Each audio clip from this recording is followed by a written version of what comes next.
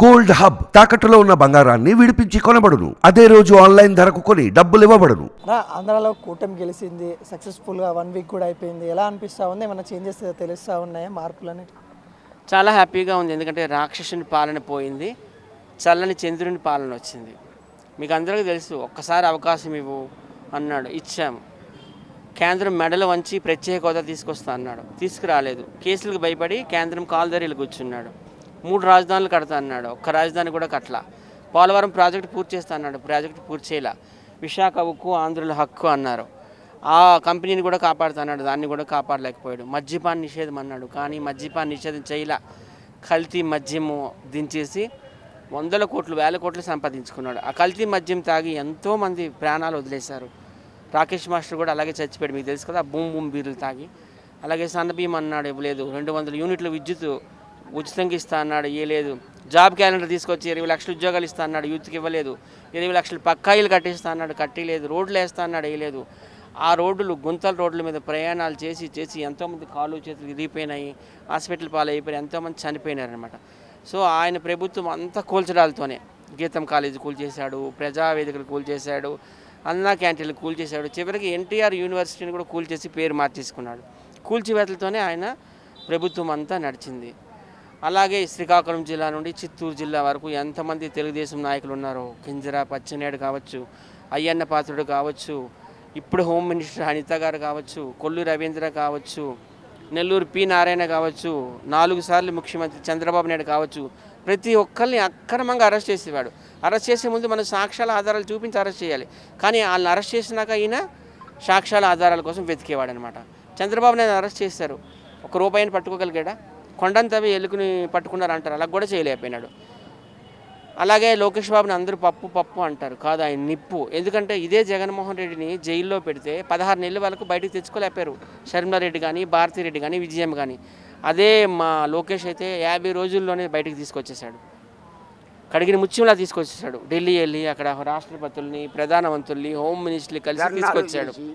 అలాగే మంగళగిరి తీసుకోండి, మంగళగిరిలో 40 ఏళ్ల క్రితం తెలుగుదేశం గెలిచిందంట, అప్పుడు ఎప్పుడు 85లో, 40 ఏళ్ల క్రితం. తర్వాత ఇంకంతా తెలుగుదేశం రాలేదు, మీ అందరూ తెలుసు. కాంగ్రెస్ పార్టీ, వైఎస్ఆర్సీపీ ఇవే వచ్చినాయి. కానీ అలాంటి నియోజకవర్గాన్ని సెలెక్ట్ చేసుకొని రాష్ట్రంలోనే అత్యధిక మెజార్టీ, ఆల్మోస్ట్ ఆల్ 95,000 ఓట్ల మెజార్టీతో గెలిచి ఈరోజు ఐటీ హెచ్ఆర్డీ మినిస్టర్ అయ్యాడు ఆయన. నిజంగా హీఈస్ రియల్లీ గ్రేట్. ఇప్పుడు ఆయన జగన్మోహన్ రెడ్డి ఏం చెప్తా ఉన్నారంటే, ఇప్పుడు ఈ 5 సంవత్సరాలు గడిచిపోతే మళ్ళీ మనమే వస్తామని చెప్తా ఉన్నారు. దాన్ని ఎలా చూస్తారు? ఆయన పెరిగి పందా నన్ను అడిగితే. ఇప్పుడు ఈ 11 మంది ఎమ్మెల్యేలు పెట్టుకొని అసెంబ్లీలో ఎందుకు కూర్చోవడం లేదు? ఒక ప్రతిపక్షం అసలు ప్రతిపక్ష హోదా రాలేదులే, ప్రతిపక్షం అనే మాట లేదు ఇప్పుడు.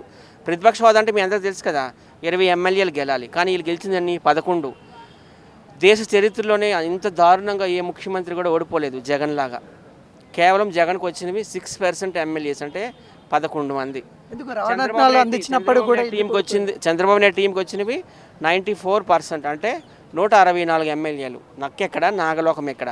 ప్రతిపక్షంలో ఉండాలి, ఫైట్ చేయాలి, ప్రజా సమస్యల మీద మాట్లాడాలి. వీళ్ళు అసలు అసెంబ్లీలోనే కూర్చోవడం లేదు కదా. నవరత్నాలు అందించాడు కదా అందరికీ. ఆయన పెట్టిన పథకాలన్నీ కూడాను ఎక్కడ నేను చెప్తా ఉన్నాను, రాష్ట్రంలో ఉన్న భూములన్నీ కూడా, విశాఖపట్నం కావచ్చు, కాకినాడ కావచ్చు, రాజమండ్రి కావచ్చు, విజయవాడ కావచ్చు, ఈ భూములన్నీ ప్రభుత్వ బ్యాంకులకి తాకట్టు పెట్టేసి డబ్బులు ఆల్మోస్ట్ 10 లక్షల కోట్లు తీసుకొచ్చాడు. ఈ 10 లక్షల కోట్లతోని ఈ పథకాలన్నీ, అమ్మఒడి అని, ఈ పెన్షన్ అని, ఈ నవరత్నాలు అన్నావు కదా, ఆయన అయితే అభివృద్ధి చేయలేదు. అభివృద్ధి చేసి 1 రూపాయి సంపాదించి ఆ రూపాయి ప్రజలకు పెడితే సంతోషించేవాళ్ళం. కానీ ఈ పథకాలు ఎక్కడవి? ఇవన్నీ కూడాను అదంతా ప్రజల సొమ్మే. ప్రభుత్వ భూములన్నీ కూడాను బ్యాంకుల దగ్గర తాకట్టు పెట్టేసి 10 లక్షల కోట్ల పైగా అప్పులు తీసుకొచ్చి అవే పథకాల కింద ఇచ్చాడు తప్పితే అభివృద్ధి శూన్యం. ఆయన ఏమి రోడ్లు వేయలేదు, స్కూళ్ళు కట్టలేదు, హాస్పిటల్ కట్టలేదు, ఏమీ చేయలేదు. అందుకోసం ఇంత చిత్తుగా ఓడిపోయారు. ఈ సందర్భంగా కొడాలి నానికి కూడా ఒక విషయం చెప్పాలనుకుంటున్నాను.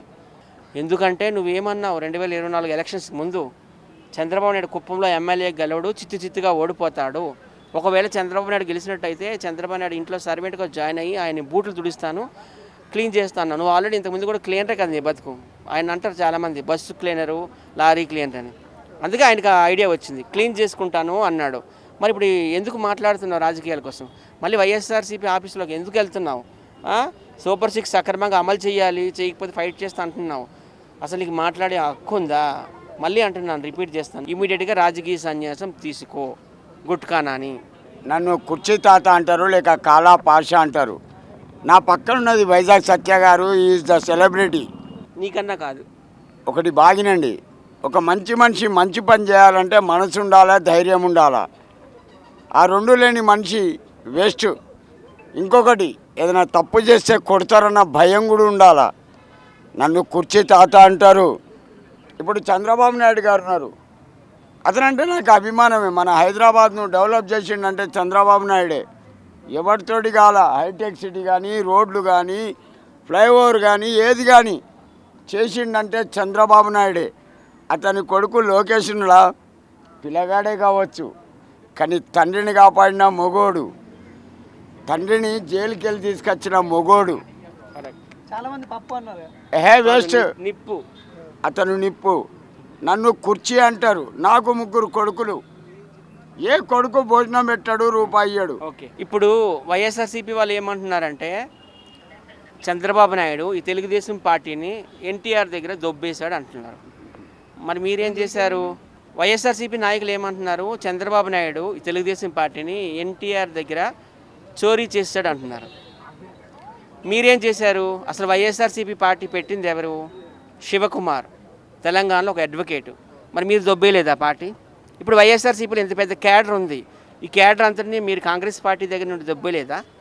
అలాగే జగన్ తాడేపల్లిలో ఇల్లు కట్టుకున్నాడు, ప్యాలెస్. ఆ స్థలం ఎక్కడిది? సూపర్ స్టార్ కృష్ణ దగ్గరది కాదా? అది వాళ్ళ ఫ్యామిలీది కాదా? చెప్పండి. అలాగే లోపల నుండి ఫర్నిచర్ అంతా ఎక్కడిది? ఆంధ్ర గవర్నమెంట్ దగ్గర నుండి దొబ్బేయలేదా? దొబ్బేయడం, దొంగిలించడం మీకు అలవాటు, చంద్రబాబు నాయుడుకి కాదు. చంద్రబాబు నాయుడు నిజంగా గ్రేట్ విజనరీ కాబట్టి 4 times సీఎం అయ్యాడు. లాస్ట్ టైము అసెంబ్లీలో ఆయన ఎంతగా అవమానించారు. అసలు లోకేష్ నీకే పుట్టలేదు అన్నారు, నువ్వు మెంటలోడు అన్నారు. అప్పుడు చాలా ఏడ్చుకుంటూ ఏమన్నాడు, మళ్ళీ సీఎం అయినాక నేను అసెంబ్లీలో అడుగు పెడతా అన్నాడు. అలాగే 96% ఎమ్మెల్యేలు గెలుచుకొని ఓన్లీ 6% 11 members నీకు వదిలేసి ఇప్పుడు సీఎంగా దర్జాగా కూర్చున్నాడు. సో చంద్రబాబు నాయుడు కాలు గోటు కూడా జగన్మోహన్ రెడ్డి పనికిరాడు. ఇప్పటికైనా బుద్ధి తెచ్చుకొని 11 మంది ఎమ్మెల్యేలు అసెంబ్లీలో కూర్చొని, ప్రతిపక్ష హోదా ఎట్లా లేదు, 20 మంది ఎమ్మెల్యేలు గెలిస్తే ప్రతిపక్ష హోదా ఉంటుంది. చాలామంది తెలియదు ప్రతిపక్ష హోదా అంటే ఏంటి. ప్రతిపక్ష హోదా అంటే అపోజిషన్ లీడర్ అంటే equal to cabinet minister. Pawan Kalyan ఇప్పుడు పంచాయతీరాజ్ శాఖ మంత్రి కదా, అలాగే నారా లోకేష్ ఐటీ మినిస్టర్ కదా, వీళ్ళతో ఈక్వల్గా ఆయనకు అన్నీ కూడా ఇస్తారనమాట. అంటే ఒక స్పెషల్ ఛాంబర్ ఇస్తారు, ఆయన కారు వచ్చినా డైరెక్ట్గా అసెంబ్లీ దగ్గరికే రావచ్చు, ఇలాంటివన్నీ ఇస్తారనమాట. ఇప్పుడు ఆయన సాధారణ ఎమ్మెల్యే, అసెంబ్లీ గేటు బయట దిగి నడుచుకుంటూ లోపలికి వెళ్ళాలి, ఆల్మోస్ట్ 1/2 కిలోమీటరు. అందరు ఎమ్మెల్యేలు కూర్చున్న దగ్గర నువ్వు కూడా 100 మందిలో ఒకటిగా కూర్చోవాలి. ప్రతిపక్ష హోదా కూడా నీకు లేదు. అలాగే ప్రతిపక్ష నాయకుడికి సెక్యూరిటీ కూడా ఇస్తారు, ఒక 6 మందిని 10 మందిని, అది కూడా నీకు ఇవ్వరు. ఇప్పుడు నువ్వు ఒక సాధారణ ఎమ్మెల్యేవి, నువ్వు అంటావు కదా దేవుడు చూస్తున్నాడు స్క్రిప్ట్ రాశాడని, నీకే స్క్రిప్ట్ రాసేసాడు. Thank you. Hi brother. Hi bro. ఏం పేరు అబ్బా? నా పేరు బాలు అన్న. ఎక్కడబ్బా? ఆంధ్ర. ఆంధ్రాలో ఎక్కడ? ఏలూరు. ఏలూరా? ఎస్. ఇట్లా పవన్ కళ్యాణ్ గారు మొన్న దాకా ఒక హీరోగా ఉన్న వ్యక్తి డిప్యూటీ సీఎంగా అయ్యారు. డిప్యూటీ సీఎంగా ఉన్న వ్యక్తి ప్రజల్లోకి వస్తూ ఉన్నారు, ఎలా అనిపిస్తూ ఉంది? అంటే ఇది 10 ఏళ్ల నాటి పవన్ కళ్యాణ్ గారి కళ. ఆ కళ నెరవేర్చుకునే టైము 2024లో వచ్చింది, మాకు నెరవేరింది. 21కి 21 గెలవటం కూడా జరిగింది, 2 ఎంపీ సీట్లు కూడా. అదేవిధంగా మాకు డిప్యూటీ సీఎం ఒక పదవి కూడా ఆ రోజు చంద్రబాబు గారు చెప్పడం జరిగింది. మాకు చాలా ఆనందంగా ఉంది, ఎందుకంటే అన్న కళ్ళల్లో ఆనందం చూసి చాలా సంవత్సరాలు అయింది. అది మొన్న June 4th తెలిసింది. చాలామంది అన్నారు అసెంబ్లీ గేట్ కూడా టచ్ చేయనియమని చెప్పిన వ్యక్తులు ఈ రోజైతే అసెంబ్లీకి వెళ్తూ ఉన్నారు, ఎలా అనిపిస్తూ ఉంది? వాళ్ళు కూడా రాలేదు, సిచ్యువేషన్ కనబడతా ఉంది, ఎలా అనిపిస్తుంది? ఫస్ట్ మనం ఒక మాట అనేటప్పుడు దానికి వెనక ముందు అని ఆలోచించాలి. ఎప్పుడు ఎవరో తలరాత ఎలా ఉంటుందో తెలియదు. ఇప్పుడు జస్ట్ వాళ్ళు దాటిని అన్నారు, తన్నుకుంటూ వెళ్ళాడు. అదే సభలో తన్నుకుంటూ వెళ్ళి సింహంలా కూర్చున్నాడు. అది పవన్ కళ్యాణ్ గారి స్థాయి. ఈరోజు పవన్ కళ్యాణ్ పేరు దేశం ప్రధానమంత్రి నరేంద్ర మోడీ దగ్గర కూడా వినిపిస్తూ ఉందంటే ఎలా అనిపిస్తుంది? అదొక మంచితనం అన్న. మోడీయే పెద్ద ఫ్యాన్ అయిపోయాడు మా పవన్ కళ్యాణ్ గారి ముందర. మోడీయే పెద్ద ఫ్యాన్ అయిపోయాడు. అలాంటిది తక్కువ చేసి మాట్లాడినప్పుడు మాకు బాధ అనిపించింది. డిప్యూటీ సీఎం కూడా అవ్వటం కూడా మాకు చాలా సంతోషంగా ఉంది పవన్ కళ్యాణ్ గారు. చాలామంది అంటారు తను సినిమాలో చేశారు కాబట్టి ఏదో యాక్టింగ్ చేశారు అయిపోయింది, కానీ ఇది రియల్ లైఫ్లో తను తట్టుకోలేడు, ఆ ప్రెజర్ని తట్టుకోలేడు.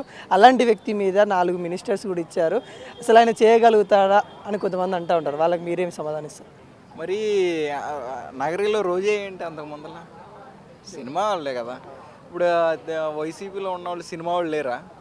ఉన్నారు కదా. మరి వాళ్ళే తట్టుకున్నప్పుడు పవన్ కళ్యాణ్ గారు తట్టుకోరు కదా.